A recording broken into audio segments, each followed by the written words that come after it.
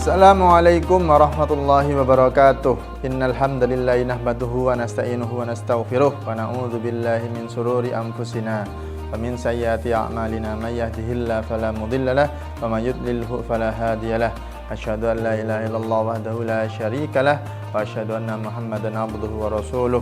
Allahumma shalli wa sallim ala sayyidina Muhammadin ibni Abdillah wa ala alihi wa sahbihi wa mawalah wa la nabiyya ba'dah.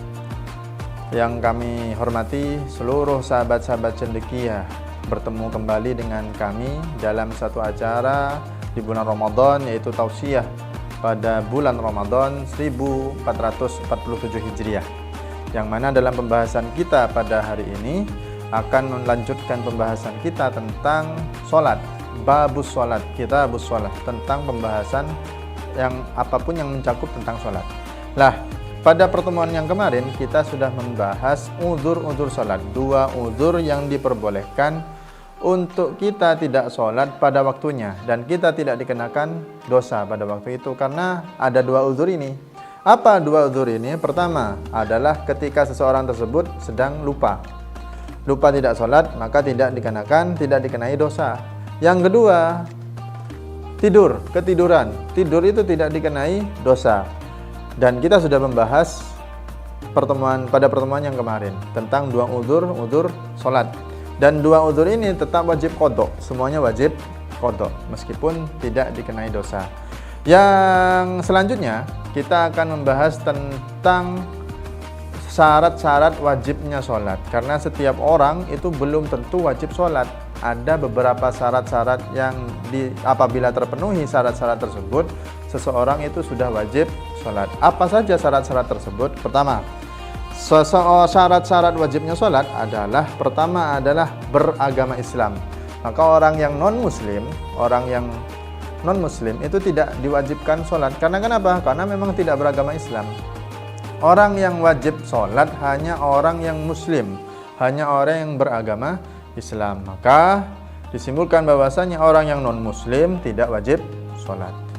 Yang kedua, tidak dikenai kewajiban sholat untuk orang yang muslim. Saya ulangi, tidak dikenai kewajiban sholat.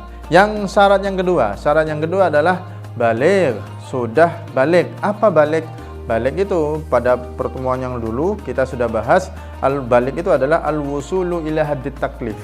Apa al-wusulu ila haddit taklif? Sampainya usia pada batasan seseorang sudah menjadi seorang mukallaf. Apa mukallaf? Orang yang sudah terkenai oleh syariat-syariat agama Islam. Maka balik itu sampainya umur sudah dewasa, sudah dianggap dewasa dalam syariat agama Islam, maka wajib sholat. Orang yang wajib sholat adalah orang yang balik. Maka anak kecil yang umurnya 5 tahun, 6 tahun, 7 tahun, 4 tahun, ini tidak wajib sholat, tapi dianjurkan untuk diperintah untuk sholat. Diperintah untuk sholat. Oleh siapa? Oleh kedua orang tuanya. Maka ketika sudah umur 7 tahun tidak sholat, maka hendaklah seseorang orang tua itu memberikan pelajaran untuk anaknya supaya dia mau sholat, supaya dibiasakan sholat seperti itu. Ini umur 7 tahun, apalagi yang sudah balik. Maka yang sudah balik wajib sholat. Yang kedua, yang pertama Islam, yang kedua berakal. Yang ketiga apa? Yang ketiga adalah orang yang berakal sehat. Orang yang berakal sehat selama dia itu masih punya akal, selama akalnya masih sehat, maka tetap wajib sholat. Meskipun sakit, meskipun apa, selama berakal sehat, akalnya masih sehat, akalnya masih bisa dipertanggungjawabkan, maka dia tetap wajib sholat meskipun sakit apapun. Maka ketika akal masih sehat, maka wajib sholat. Maka orang yang ODGJ, orang yang mentalnya terganggu, orang yang akalnya agak terganggu, itu tidak wajib sholat. Maka orang yang masih akalnya masih sehat, maka tetap wajib sholat. Itu yang ketiga. Yang keempat apa? Yang keempat adalah orang yang tidak sedang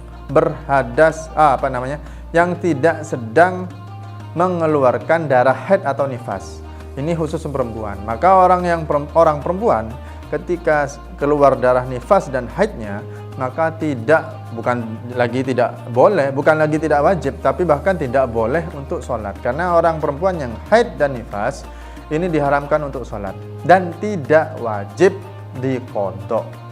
Tidak harus diqodho, ya meskipun nanti ada perinciannya, siapa yang wajib qodho, siapa yang tidak.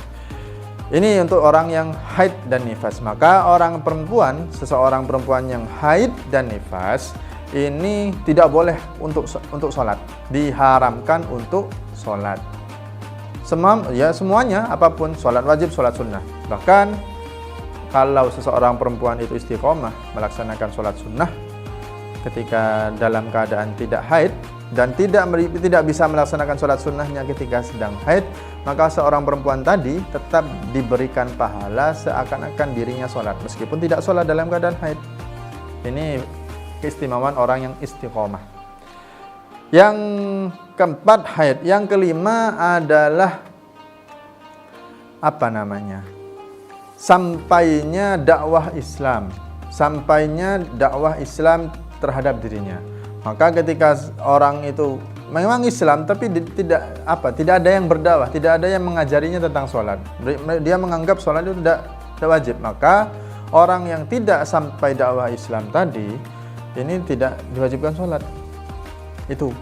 Yang keenam adalah orang yang pendengaran dan penglihatannya terganggu sejak dini. Ingat, penglihatan dan pendengarannya. Jadi bukan hanya pendengaran saja yang tidak berfungsi, tapi juga penglihatan. Jadi dua-duanya, penglihatan tidak berfungsi, pendengaran juga tidak berfungsi sejak lahir. Maka orang yang pendengaran dan penglihatan tidak berfungsi tadi, ini mau tahu bagaimana tentang gerak-gerik sholat, kabar tentang kewajibannya sholat, mau belajarnya bagaimana.